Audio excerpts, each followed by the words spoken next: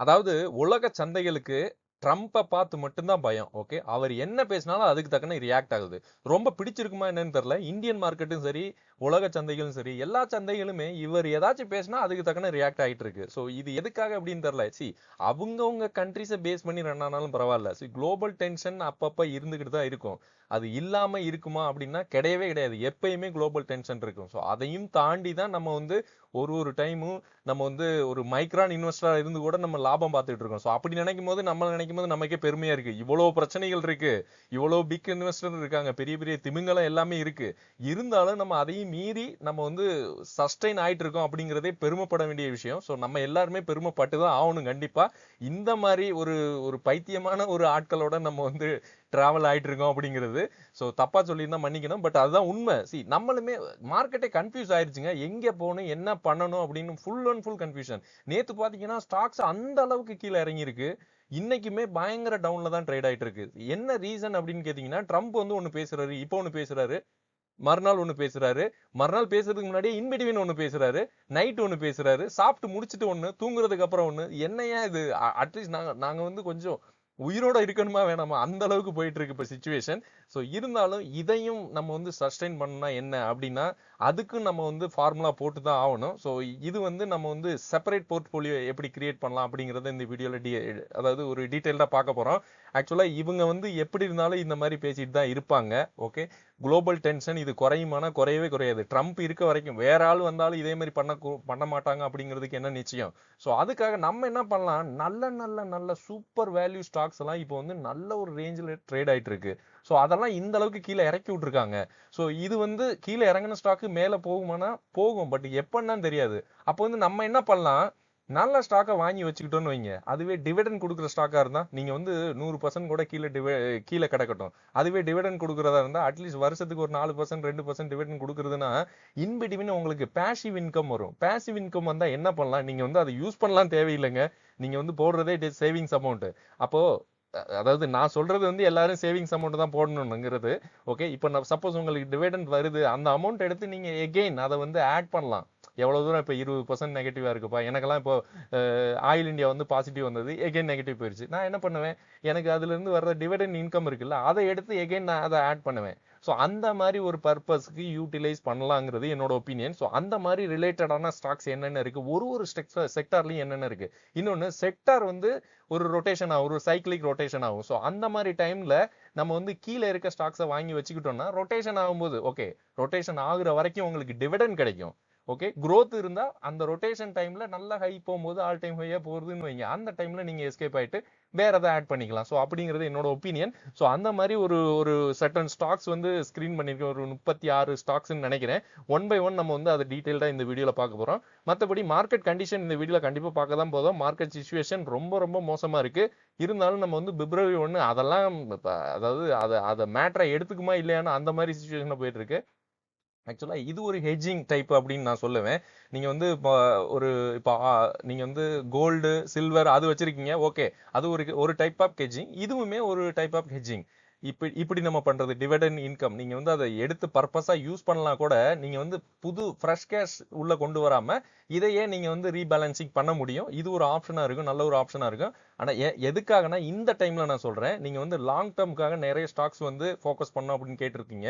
So அப்ப வந்து நான் இது டைம் இல்லை அப்படின்னு சொன்னேன். இதுதான் ஒரு ஒரு ஒரு மிட் டைம் அப்படின்னு சொல்லுங்க. இன்னுமே கீழே போனா நீங்க வந்து அதை வந்து கொஞ்சம் கொஞ்சம் கொஞ்சமா ஆட் பண்றா பெட்ரு. ஸோ அது எவ்வளவு தூரம் கீழே போனாலும் உங்களுக்கு டிவிடெண்ட்னு ஒரு வேர்ட் இருக்குல்ல, ஸோ அதுக்காக நீங்க வாங்கலாம். எல்லா ஸ்டாக்ஸுமே கீழே நல்லா கவுண்ட் தான் கிடக்குது.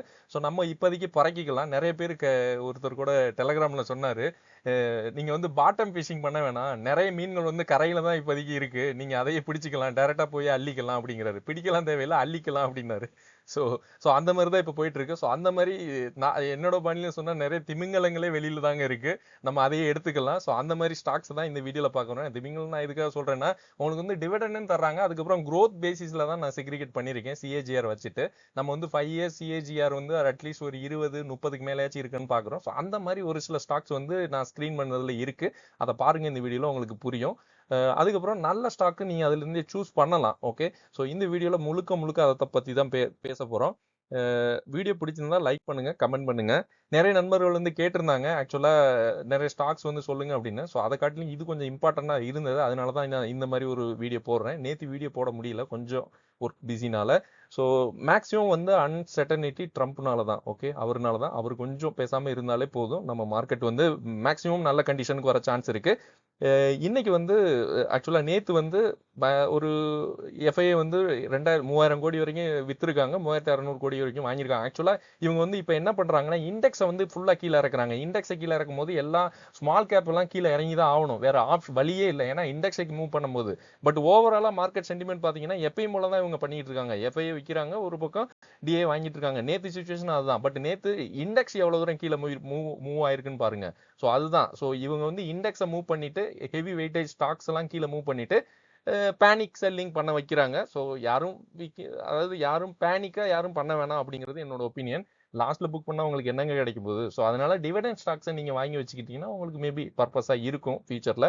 இன்னைக்கு வந்து மார்க்கெட் வந்து பாருங்க எந்த டைரக்ஷனே தெரியல, கன்ஃபியூஸ்ட் ஆயிடுச்சு மார்க்கெட்டே. அதாவது இந்த கேண்டில் போட்டோன்னா இப்படிதான் இருக்கு, எங்கேயுமே போலப்பா, நான் இங்கே நின்னுக்கிறேப்பா, நீங்களே ஏதாச்சும் டிசைட் பண்ணுங்கப்பா, அந்த மாதிரி சுச்சுவேஷனுக்கு வந்துருச்சு. ஸோ மற்றபடி இந்த சைனாக்காரங்க மட்டும் கொஞ்சம் சிரிச்சுக்கிட்டு இருக்காங்கன்னு நினைக்கிறேன். சைனா ஒரு சில ஸ்டாக்ஸ் எல்லாம் பார்த்தீங்கன்னா, ஒரு சில இண்டெக்ஸ் எல்லாம் கொஞ்சம் சிரிச்சு, ஏன்னா நீங்க அந்த பக்கம் தானே சண்டை போடுறீங்க, எனக்கு ஒன்றும் பிரச்சனை இல்லடா, ஓகே நீங்க போட்டுங்க அப்படின்னு. பட் நம்ம இந்தியா வந்து எல்லாருக்குமே ரியாக்ட் பண்ணுது. பட் பெருசா ரியாக்ட் பண்ணாலும் கொஞ்சமாச்சும் மைண்ட்ல ரியாக்ட் பண்ணுது. ஸோ இதில் வந்து டவு ஜோன்ஸ் மட்டும் கொஞ்சம் பாசிட்டிவாக இருக்கு. மற்றபடி யூரோப்பியன் இண்டெக்ஸ் எல்லாமே நெகட்டிவ்ல தான் இருக்கு. ஸோ இது வந்து பிரச்சனை வந்து யூரோப்புக்கு தான் மெயினாக போகுது. இந்த இப்போதைக்கு இவர் பண்ணிட்டு இருக்க பிரச்சனை ட்ரம்ப். ஸோ யூஎஸ் டாலருமே நல்லா வீக் ஆயிருச்சுங்க. இது இப்படி அட்லீஸ்ட் நமக்கு ஒரு பாசிட்டிவ்னா இதாச்சும் பாசிட்டிவா வரட்டுமே, கீழே வரட்டும், 97 80 கூட போட்டுமே யூஎஸ் டாலர். பட் இது ஒரு பக்கம் ஐஎன்ஆர் என்ன யூஎஸ் டாலர் வீக் ஆனாலும் இன்னொரு பக்கம் ஐஎன்ஆர் வந்து வீக் ஆகுது. இது வந்து நம்மளோட வேல்யூ வந்து இங்க, அதாவது யூஎஸ்க்கு ஈக்குவலா மேல போயிட்டு இருக்கு. ஸோ இது வந்து பண மதிப்பு நமக்கு கம்மியாயிட்டு இருக்கு யூஎஸ் டாலரை கம்பேர் பண்ணும்போது. இதுவே யூஎஸ்ல இருக்கவங்களுக்கு அவங்களுக்கு நல்ல பெனிஃபிட். ஓகே, என்ன இப்ப வெளிநாட்டுல இந்தியாவை தவிர வேற கண்ட்ரில இருக்கவங்களுக்கு நல்ல பெனிஃபிட். இது வந்து பயங்கரமான ஒரு வீழ்ச்சி, வரலாறு காணாத வீழ்ச்சி. டெய்லி வரலாறை வந்து பிரேக் பண்ணிக்கிட்டு இருக்குன்னு தான் சொல்லணும். ஏன்னா கோல்டு எப்படி மேல போயிட்டே இருக்கு, ஹையர் ஹை ஹையர் ஹை, அதே மாதிரிதான் நம்மளோட பண மதிப்பு வீக்கமும் கீழே போயிட்டே இருக்கு, மேல போயிட்டே இருக்கு, வீக்கம் அதிகமா போயிட்டு இருக்குன்னு சொல்ல வர்றேன். ஆக்சுவலா ஒரு இன்வெஸ்ட்மெண்ட்டும் நமக்கு வந்து ரொம்ப ரொம்ப இம்பார்ட்டன்ட். ஓகே, நம்மளோட நோக்கம் என்ன அப்படிங்கிறது மெயினா தெரியணும். ஸோ இது வந்து நம்மளோட போர்ட்போலியோ வந்து ஒரு டைவர்சிஃபை பண்ணலாம். ஓகே, ஒரு ஹெட்ஜிங் மாதிரி ஒரு நடக்கும். என்னதான் மார்க்கெட் வந்து லோயர் லோ போனாலும் நம்ம வந்து ஒரு சில டிவிடெண்ட் ஸ்டாக்ஸை வாங்கிக்கிட்டு வச்சுக்கிட்டோம்னா லாங் டேர்ம் growth வந்து அந்த ஸ்டாக்ஸ்ல கண்டிப்பா இருக்கும். ஓகே, ஸோ அந்த மாதிரி ஸ்டாக்ஸ் தான் நான் டிவைட் பண்ணியிருக்கேன். ஸோ உங்களுக்கு வந்து டிவிடெண்டும் ஒரு பக்கம் இன்கம் வந்துகிட்டு இருக்கும். ஸோ உங்களுக்கு அது ரெண்டுமே கிடைக்கும். ஸோ அதுல வந்து ஃபர்ஸ்ட் வந்து செக்டார் வைஸ் தான் நான் டிவைட் பண்ணியிருக்கேன். டூ வீலர் செக்டார்ல வந்து 2 ஸ்டாக் வந்து பிக் பண்ணியிருக்கேன். என்ன, பஜாஜ் ஆட்டோ, ஹீரோ மோட்டார் கார்ப். ஸோ இது வந்து மார்க்கெட் கேபிட்டல் பார்த்தாலே இங்க தெரியும், 2,56,000. இது வந்து லார்ஜ் கேப், ரெண்டுமே லார்ஜ் கேப். இதோட பிரைஸுமே நான் இங்க போட்டிருக்கேன். டிவிடெண்ட் ஈல்டு நான் இங்க போட்டிருக்கேன். ரெண்டு எதுக்காக சூஸ் பண்ணேன்னா இது ரெண்டுல இருந்து நீங்க கம்பேர் பண்ணணும். இப்போ நம்மளே கம்பேர் பண்ணிடலாம் பாருங்க. 1 இயர் ரிட்டர்ன் வந்து பஜாஜ் ஆட்டோ வந்து 7.4 கொடுத்துருக்காங்க. ஹீரோ மோட்டார் காப் வந்து 36% கொடுத்துருக்காங்க 1 இயர் ரிட்டர்ன். ஸோ அதுவே 5 இயர் ரிட்டர்ன் பார்த்தீங்கன்னா பஜாஜ் ஆட்டோ வந்து 20% கொடுத்துருக்காங்க, பட் ஹீரோ வந்து 11% தான் கொடுத்துருக்காங்க. ஸோ இதுல இருந்து நீங்க கம்பேர் பண்ணி வாங்கிக்கலாம். டிவிடெண்ட்காக மட்டும் வாங்காதீங்க, உங்களுக்கு வந்து சிஏஜாரும் வேணும். 5 இயர்ஸ் ரிட்டர்ன்ஸ் வந்து இவங்க அதிகமா இருக்கு பஜாஜ் ஆட்டோ, பட் அதுவே கம்பேர் பண்ணும்போது இவங்க கம்மியா கொடுத்துருக்காங்க. பட் இப்போதைக்கு புல் மொமெண்ட்ல இருக்குது வந்து ஹீரோ மோட்டார் காப். ஓகே, ஸோ இன்னொன்னு முக்கியமா பார்க்க முடியுது டெப்ட் எக்யூட்டி. ஸோ நான் ஸ்கிரீன் பண்ணது மெயினா டெப்ட் எக்யூட்டி வந்து ஒரு 1க்கு 1.5 1க்கு கீழே தான் இருக்கும் மெயினா. ஓகே, ஸோ டெப்ட் எக்யூட்டி ஒரு 1க்கு கீழே இருந்தா உங்களுக்கு வந்து சேஃப். அந்த ஸ்டாக் வந்து கொஞ்சம் என்ன சொல்ல, கடன் இல்லை, கடன் தொல்லை இல்லை, அந்த மாதிரி ஒரு சுச்சுவேஷன்ல இருக்க கம்பெனி. அந்த மாதிரி கம்பெனிஸ் தான் நான் ஸ்கிரீன் பண்ணிருப்பேன். நிறைய நீங்க சொல்லலாம் டூ வீலர்ல இன்னுமே நிறைய பெரிய ஸ்டாக்லாம் இருக்கு, நல்ல டிவிடெண்ட் கொடுக்குறாங்க அப்படின்னு. கரெக்ட் தான். பட் நான் வந்து இந்த ஸ்டைல்ல தான், அதாவது நமக்கு வந்து கடன் இருக்கக்கூடாது, அது ஃபுல் அண்ட் ஃபுல் இருக்கக்கூடாது, இல்லை கொஞ்சம் கடன் இருக்கணும், அது மாதிரி டிவிடெண்ட் நல்லா கொடுக்கணும், இன்னொன்று growth-ம் இருக்கணும். growth நம்ம எதுக்காக இன்வெஸ்ட் பண்றோம், மெயினா டிவிடெண்ட்காக கிடையாது, growth தான் ஃபர்ஸ்ட், அதுக்கப்புறம் தான் டிவிடெண்ட். ஸோ என்னோட ஒப்பீனியன் அதுதான். ஸோ லாங் டேர்ம் டெப்ட் நீங்க பார்க்கணும். மார்க்கெட் கேபிட்டலை கம்பேர் பண்ணும்போது லாங் டேர்ம் டெப்ட் என்ன இருக்கு. ஸோ இதெல்லாம் ஒண்ணுமே கிடையாது. இவங்க வந்து 2,00,000 கோடிக்கு மேல மார்க்கெட் கேபிட்டல் இருக்குது, 6,000 கோடி லாங் டேர்ம் டெப்ட் இருக்கிறது ஒரு மேட்டரே கிடையாது. ஸோ இந்த 2 ஸ்டாக்ல நீங்க உங்களுக்கு என்ன வேணும் அப்படிங்கிறத நீங்க சூஸ் பண்ணலாம். அடுத்து வந்து ரெட்டிங்டன். இவங்க வந்து டெக்னாலஜி ஹார்ட்வேர்ல இருக்காங்க.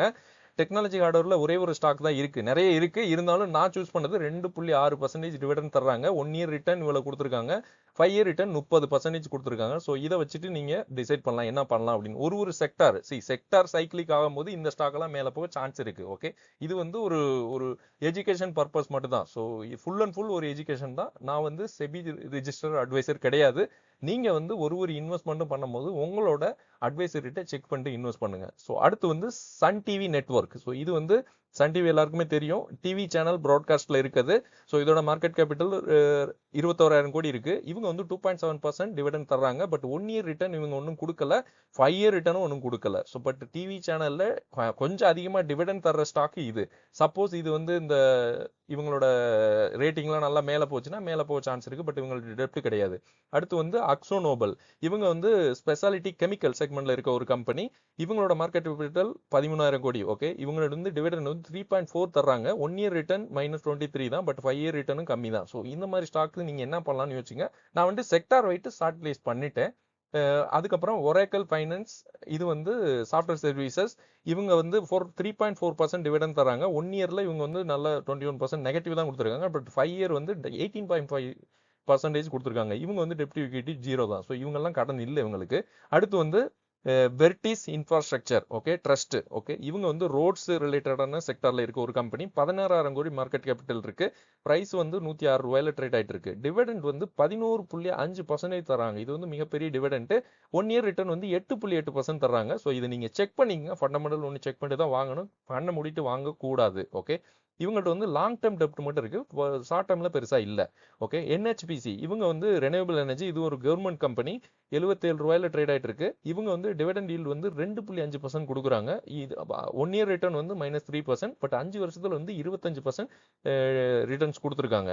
அடுத்து வந்து எம்பசி ஆஃபீஸ் பார்க்ஸ் எம்பசி. இது ஒரு ரியல் எஸ்டேட் கம்பெனி. ஓகே, இவங்க வந்து 5.2% டிவிடெண்ட் தர்றாங்க. 1 இயர்லேயே இவங்க 17% வந்து ரிட்டர்ன் கொடுத்துருக்காங்க. அது மாதிரி 5 இயர்ஸ்ல 4.2% ரிட்டர்ன். ஸோ டெப்ட் ஈக்விட்டி 0.9 தான். Mind space business. ஸோ இது வந்து ரியல் எஸ்டேட். ஸோ ரியல் எஸ்டேட்ல 2 இருக்கு. ஸோ அதை நீங்க கம்பேர் பண்ணணும். ஏன்னா 1 இயர் ரிட்டர்ன் இவங்க வந்து 30% கொடுத்துருக்காங்க. 5 இயர் ரிட்டர்ன் இவங்க வந்து 7.6. பட் இது வந்து டிவிடெண்ட் ஈல்டு. ஸோ இது ரெண்டையும் கம்பேர் பண்ணிக்கலாம். கனரா பேங்க். பேங்கிங் செக்மெண்ட்ல நான் எப்பயும் சொல்றது கனரா பேங்க். வேற பேங்க் ரீப்ளேஸ் பண்ற மாதிரி ஒரு பேங்க் இருக்கு, யூனியன் பேங்க். ஸோ இது ரெண்டையும் நீங்க கம்பேர் பண்ணலாம். ரெண்டுமே கவர்மெண்ட் பேங்க் தான். ஒன்னு வந்து 2.6, இன்னொன்று வந்து 2.7. இவங்களோட 1 இயர் ரிட்டர்ன் ஆல்மோஸ்ட் 50க்கு மேல இருக்கு. இன்னொன்னு 5 இயர் ரிட்டர்னும் 40க்கு மேல இருக்கு. ஸோ இது ரெண்டையும் நீங்க கம்பேர் பண்ணிட்டு எது பெஸ்ட்னு நீங்க வாங்கிக்கலாம். அதுக்கப்புறம் ஐடிபிஐ பேங்க். அவங்க வந்து பிரைவேட் பேங்க். இவங்க வந்து 2.2%. இது வந்து பப்ளிக் பேங்க், கவர்மெண்ட் பேங்க். இது வந்து பிரைவேட் பேங்க் ஐடிபிஐ.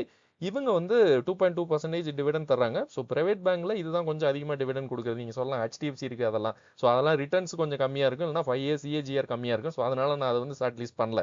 அடுத்து வந்து கிளாஸ்மோ ஸ்மித். ஸோ இது வந்து கிளாஸ்மோ ஸ்மித் பார்மால இருக்க ஒரு கம்பெனி. இவங்க வந்து 2.4% டிவிடெண்ட் தர்றாங்க.